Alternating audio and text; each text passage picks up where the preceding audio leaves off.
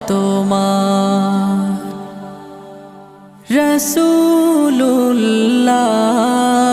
রাসূলুল্লাহ কি উপায় হবে আমার রাসূলুল্লাহ কি উপায় হবে আমার ওই মদিনার পথের ধুলি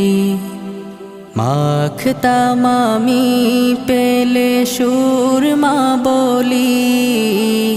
ওই মদিনার পথের ধুলি মাখতাম আমি পেলে সুরমা বলি ফিরে পেতো এ নয়নে নূর